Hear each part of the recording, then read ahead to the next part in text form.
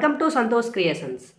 Social మీడియాలో Nikhil and Kavya మధ్యన అయితే లవ్ స్టోరీ గురించి చాలా కథలు అయితే నడుస్తున్నాయి. కావ్య గారు పెట్టిన ఇన్‌స్టాగ్రామ్ పోస్టులు అయితే తెగ వైరల్ అవుతున్నాయి. దాంతోపాటు నిఖిల్ బిగ్ బాస్‌లో చెప్పిన లవ్ స్టోరీ తరువాత ఇవైతే వైరల్ అవుతున్నాయి. అంతేకాకుండా కావ్య గారు పెట్టిన పోస్టుల వల్ల నిఖిల్ గేమ్ చేంజ్ అవుతుంది ఎలా? తనకి ఎలా ఇంపాక్ట్ అవుతుంది అనేది ఈ వీడియోలో మాట్లాడుకుందాం. ఫస్ట్ కావ్య గారు పెట్టిన పోస్ట్ ఏంటి? దాని యొక్క అర్థం ఏంటో డిస్కస్ చేసుకుందాం. కావ్య గారు పెట్టిన ఫస్ట్ పోస్ట్ ఏంటంటే, don't be fooled by their mask, fake people eventually show their true colours, just wait until their mask need cleaning.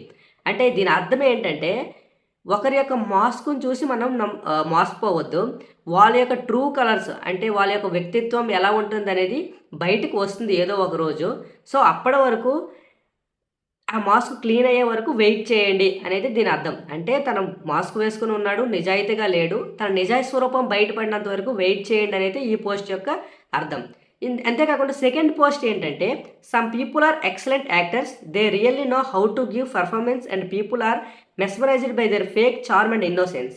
It's leaves the victims feeling deflected, bewildered and confused. It's hard to change the people perfection of their actors because they are so convinced in playing victims and tainting you the abuser. అంటే దీని యొక్క theme ఏంటో చెప్తాను నేను. ఇక్కడ ఏంటంటే చాలామంది చాలా బాగా నటిస్తారు. ఈ నటన వల్ల ఏంటంటే చూసే జనాలు వాళ్ళ యొక్క నటనకి దాసోహం అయిపోయి బాగా నమ్మేస్తారనమాట. సో దాని నుండి బయటికి రావడం చాలా కష్టం. ఎందుకంటే వాళ్ళ నటనతో వీళ్ళు ఎంతగా పీపుల్ని అట్రాక్ట్ అయ్యారనేది వాళ్ళ నటనే చెప్తుంది. సో వీళ్ళు మూలంగా నమ్మిన పీపుల్ని చేంజ్ చేయడం చాలా కష్టం. వాళ్ళ యొక్క కలర్స్ బయటకు వస్తాయి అని అయితే ఈ పోస్ట్ యొక్క అర్థం. అంటే దీన్ని బట్టి ఏమర్థమవుతుందంటే ఈ కథ అంతా ఎక్కడ స్టార్ట్ అయ్యింది? బిగ్ బాస్ హౌస్లో ఒక్కొక్కరికి ఫస్ట్ లవ్ స్టోరీ చెప్పమంటే నిఖిల్ ఏం చేశాడు? ఫస్ట్, సెకండ్, థర్డ్ అని వదిలేసి fifth love story, sixth love story అంటూ ఈ స్టోరీ అయితే చెప్పాడు.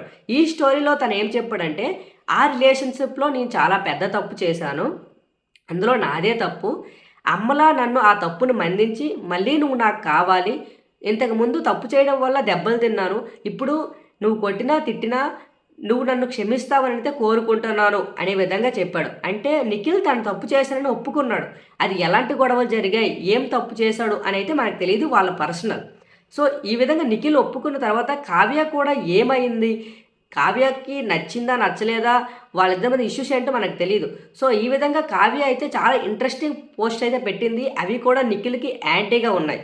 సో నిఖిల్కి యాంటీగా ఉండడం వల్ల తన యొక్క గేమ్ అనేది ఎలా ఇంపాక్ట్ అవుతుందంటే, ఇప్పుడు వరకు నిఖిల్ని లవ్ చేస్తూ వచ్చిన వాళ్ళు కూడా ఈ పోస్టులను చూసి నిఖిల్పై కొంచెం బ్యాడ్ ఒపీనియన్ వచ్చే అయితే ఛాన్స్ ఉంది.